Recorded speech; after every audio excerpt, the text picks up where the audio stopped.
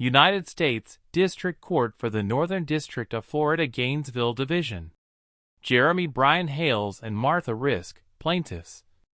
Versus Daniel Rex OWEN, Defendant. Plaintiffs' Notice of Appeal.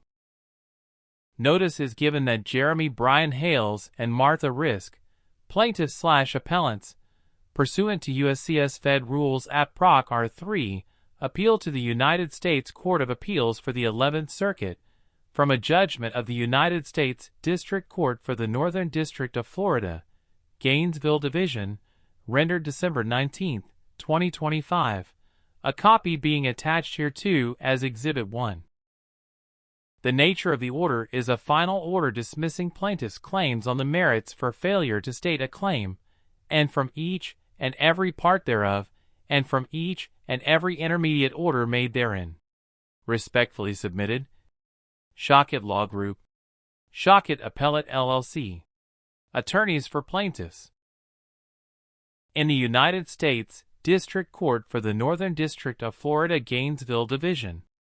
Case number 1:25 CV 290 AWHTC. Jeremy BRYAN Hales and Martha RIZK, Plaintiffs. Versus Daniel Rex OWEN, Defendant. Order granting motion to dismiss. Plaintiffs are Ohio residents who obtained protection orders from an Ohio court relating to their dispute with two non-parties. Plaintiffs sued Daniel Rex OWEN, a state official employed by the state of Florida, ECF No. 113, who they say violated their rights by not enforcing those protection orders. OWEN moved to dismiss, and this order grants his motion. Plaintiffs have not stated any claim. To survive a motion to dismiss, a complaint must contain sufficient factual matter, accepted as true, to state a claim to relief that is plausible on its face. Ashcroft v. Iqbal, 556 U.S. 662, 678, 2009, quoting Bell Atlanta Corporation v. Twombly, 550 U.S. 544, 570, 2007. A claim has facial plausibility when the plaintiff pleads factual content that allows the court to draw the reasonable inference that the defendant is liable for the misconduct alleged. ID, citing Twombly. As a preliminary matter, plaintiffs take issue with phantom exhibits OWEN references in his motion to dismiss but neglected to include. ECF number 13 at 4. Plaintiffs are generally correct that at the Rule 12(b)(6) stage, review is limited to the complaint's four corners. And here, I need not look beyond the four corners to conclude plaintiffs have not stated any claim.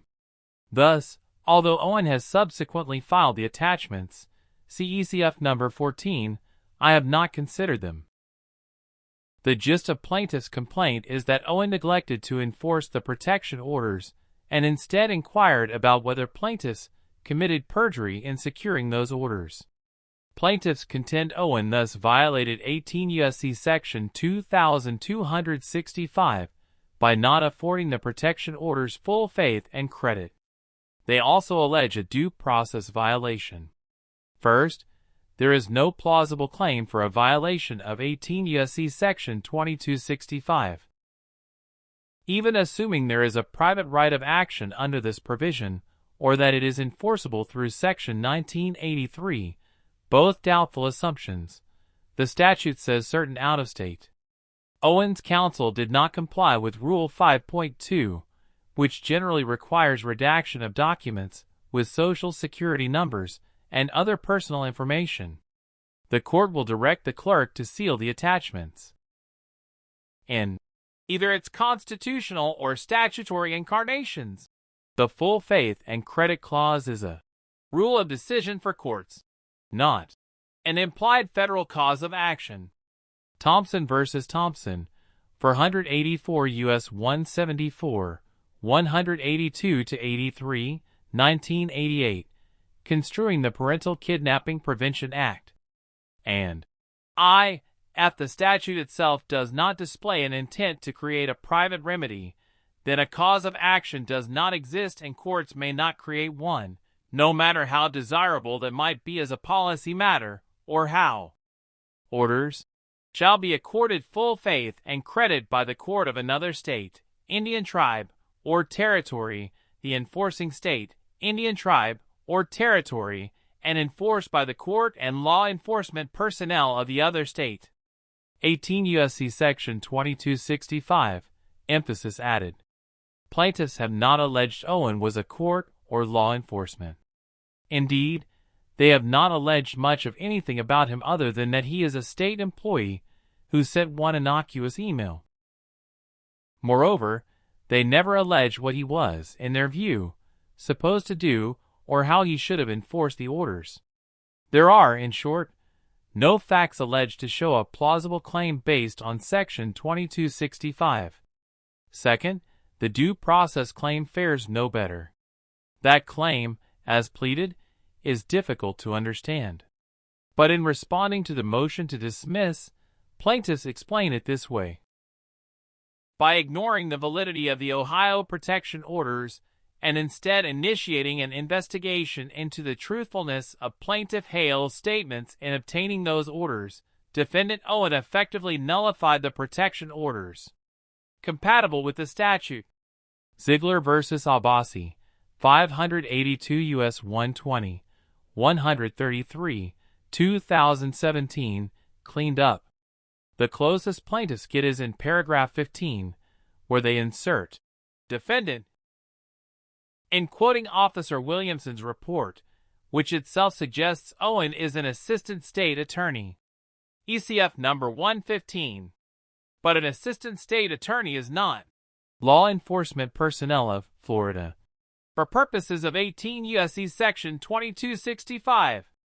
Cf. Moore v. United States, 213 F.3 D 705, 710, DCCIR 2000, concluding prosecutors' conduct fell outside statutory definition of law enforcement officer. Law Stat Section 27.181, defining powers and duties of assistant state attorneys. Law Stat Section 943.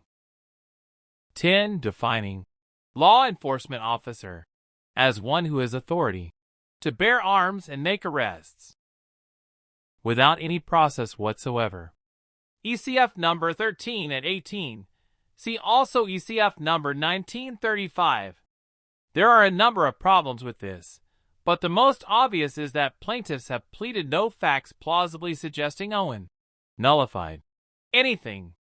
Even if he asked for a copy of the documents and pondered whether plaintiffs obtained the orders unlawfully, that does not nullify any valid order. It does not preclude a court or law enforcement from acting on the orders.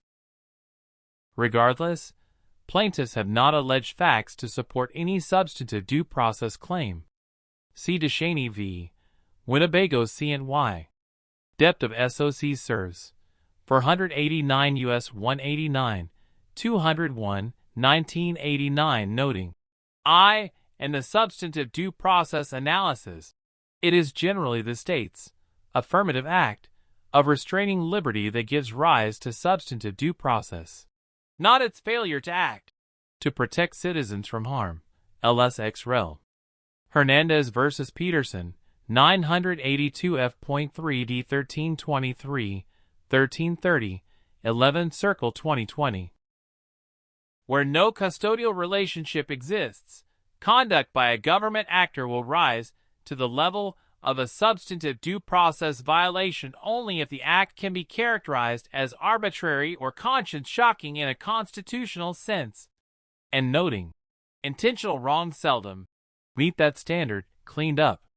OWEN raised other arguments including prosecutorial immunity and qualified immunity, but I need not address anything more than what is set out above. Plaintiffs have not plausibly alleged any claim. The clerk will enter a judgment that says, plaintiff's claims are dismissed on the merits for failure to state a claim. The clerk will also seal ECF number 14. The clerk will then close file. So ordered on December 19, 2025. Signed, Allen Windsor, Chief United States District Judge.